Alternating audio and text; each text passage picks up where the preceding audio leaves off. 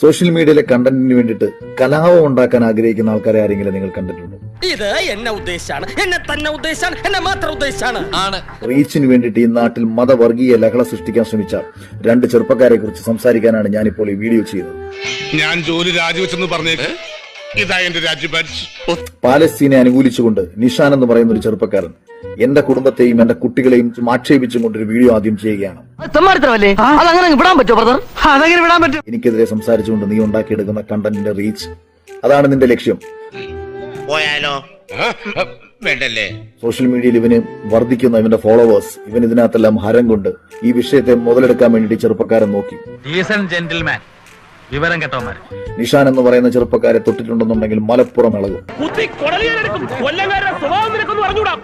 മലപ്പുറത്തെ പിള്ളേരെ നിനക്കറിയത്തില്ല. SDP നിന്നെ തീർക്കും.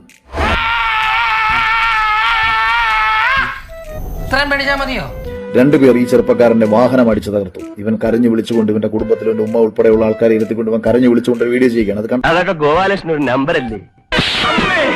ഇത് എന്റെ ഒരു നമ്പറാ. അതിൽ വേണ്ട തെണ്ടി. പിറ്റേ ദിവസം ഇത് ചെയ്ത ആളെ ഇവന് കിട്ടി എന്ന് പറഞ്ഞവൻ എന്നെ വിളിച്ചു പറഞ്ഞു. എങ്ങനെ ഉണ്ടായിരുന്നു? അഭിനയം കലക്കി, പക്ഷെ ലേശം ഓവറായോ എന്നൊരു സംശയം. അങ്ങനെ ഡ്രാമ ഇറക്കി. അതിനിടയിൽ ഷാജഹാൻ എന്ന് പറയുന്ന മറ്റൊരുവൻ, കുറെ വിവരമില്ലാത്തവന്മാരെല്ലാം ഒരു നാട്ടിൽ നിന്ന് ജനിച്ച് 5000 രൂപ കൊടുത്ത് ഈ പയ്യന്റെ എഡിറ്റർ പയ്യൻ ഈ വണ്ടി അടിച്ചു പൊട്ടിച്ചുകൊണ്ട് കണ്ടന്റ് ക്രിയേഷന്റെ ഭാഗമായിട്ട് റീച്ചിന് വേണ്ടിയിട്ട് ഈ രണ്ടു പേരും കൂടെ ചേർന്ന് കാണിച്ച ഈ തെമ്മാടിത്തരത്തിന്റെ വലിപ്പം ചെറുതൊന്നുമല്ല എന്ന് എവനെ ഒന്നും പറഞ്ഞിട്ട് കാര്യമില്ല. തറവാട്ട് മഹിമ എന്ന് പറഞ്ഞ സാധനമുണ്ട്. അതൊന്നും ഇവന്റെ പടിവാളന്റെ 5 അയലോത്ര പോയി. സാർ ജീവിച്ചിരുന്നാ നമുക്ക് വീണ്ടും കാണാം.